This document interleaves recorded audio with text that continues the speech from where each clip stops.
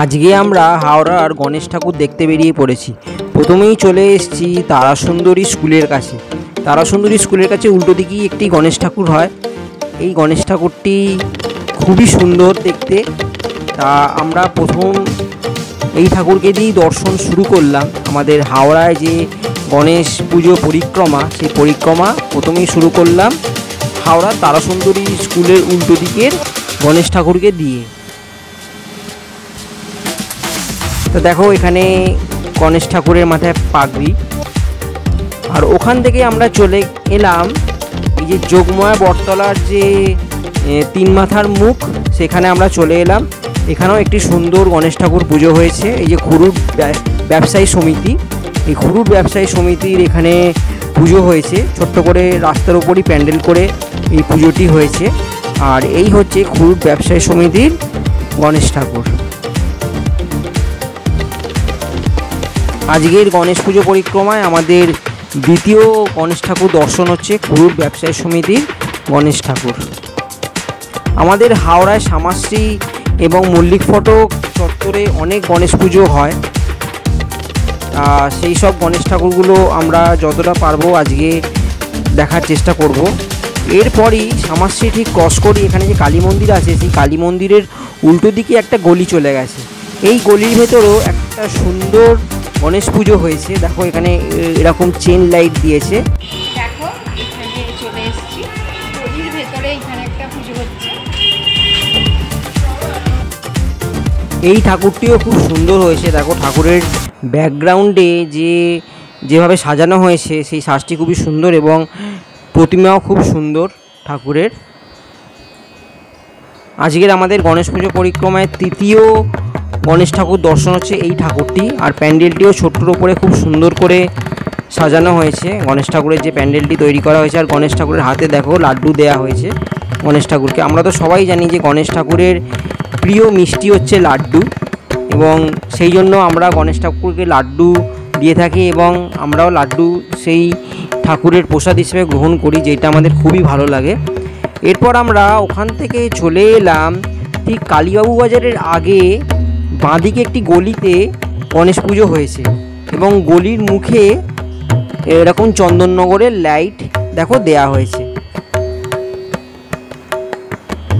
আর কালীবাবু বাজারে তোমরা জানোই খুব ভিড় থাকে, বিশেষ করে আমাদের হাওড়ায় যে টোটোর ভিড়, সেই টোটোর ভিড় তো ওই এলাকায় খুবই থাকে। তা গলির মুখে চন্দননগরের লাইট দিয়েছে, আর গলির ভেতরটাতে এমন চেন লাইট দিয়েছে, আর দু সাইডে এমন বাল্ব দিয়েছে।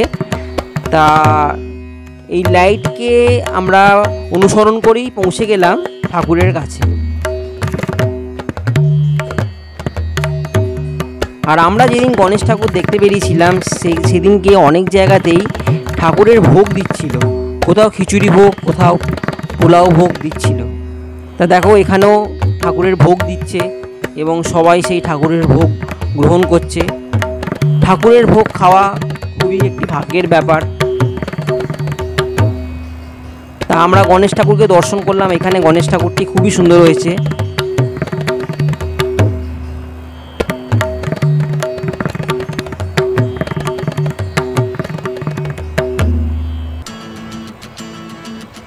প্যান্ডেলে যে ঝাড়বাতিটি দেয়া হয়েছে সেই ঝাড়বাতিটিও খুবই সুন্দর।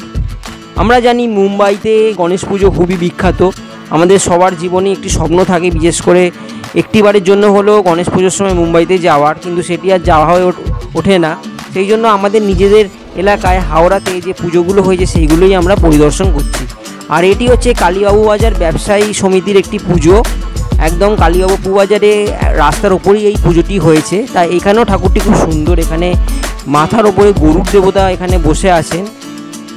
আর গণেশ ঠাকুর তো তোমরা দেখতেই পাচ্ছ, ঠাকুরের এখন পুজো হচ্ছে। আমরা যেহেতু সন্ধ্যাবেলা গিয়েছিলাম সেই জন্য ঠাকুরের সন্ধ্যারতি এখন হচ্ছে।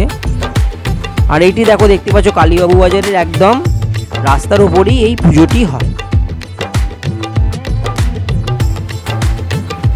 তাই এরপর আমরা কালীবাবু বাজার থেকে এগিয়ে গিয়ে মল্লিক ফটকে চলে যাব এবং মল্লিক ফটকে রাস্তাটা ক্রস করে যে রাস্তাটা গঙ্গার দিকে চলে যাচ্ছে আমরা সেই রাস্তায় চলে গেলাম এবং ওখানে অনেকগুলো পুজো একসাথে হয়। দেখো প্রথম পুজোতে আমরা চলে এসেছি একদম রাস্তার উপরেই।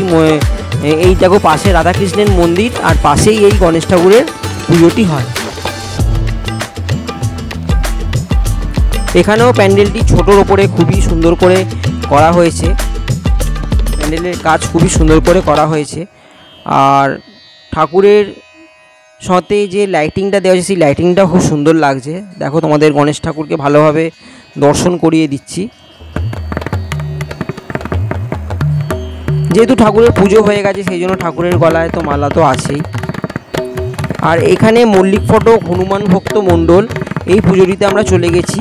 আগের যে পুজোটা দেখলাম ওখান থেকে আর একটুখানি এগিয়ে গিয়েই বাঁদিকে পড়বে এই পুজোটি। দেখো এখানে সামনে একটি ছোট্ট করে গেট করা হয়েছে আর গেটের ডেকোরেশনও খুব সুন্দর হয়েছে আর ভেতরে আছে লাইটিং। তা আমরা গলির ভেতর ঢুকে এই লাইটিং দেখতে দেখতে আমরা চলে যাচ্ছি গণেশ প্রতিমার কাছে। আর এখানে ছোট ছোট দুটো গেট করা হয়েছে, যেটি ছোটোর ওপর দেখতে বেশ সুন্দর লাগছে।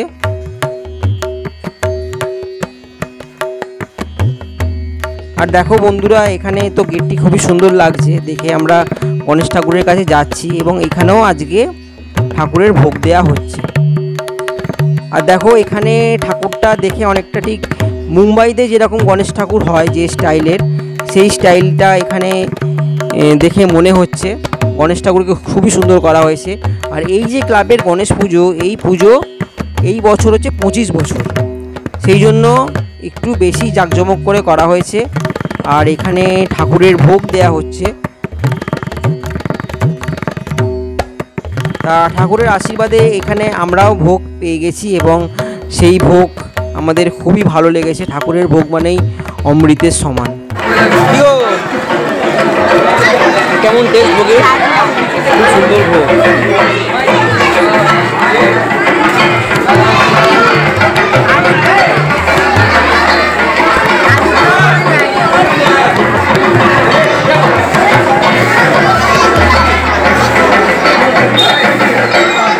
মল্লিক ফটকটা ক্রস করেই ঠিক উল্টো দিকের রাস্তাটা, মানে যে রাস্তাটা গঙ্গার দিকে যাচ্ছে, ওখানে তো অনেকগুলোই গণেশ ঠাকুর হয়, মানে দুহাত অন্তর অন্তরই গণেশ পুজো হয় আর খুব সুন্দর সুন্দর গণেশ ঠাকুর।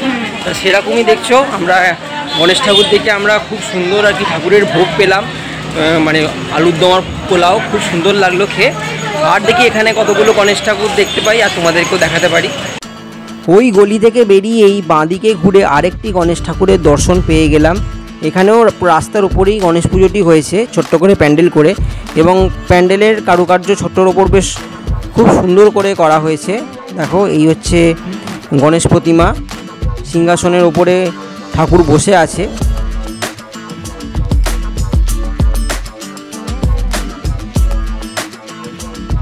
তা আশা করছি আমার ভিডিওটা দেখে আমাদের হাওড়ায় যে গণেশ ঠাকুরগুলি হয়েছে সেগুলো দেখে তোমাদের ভালোই লাগবে দেখে। আর এই রাস্তাটি সোজা চলে গেছে হচ্ছে গঙ্গার দিকে।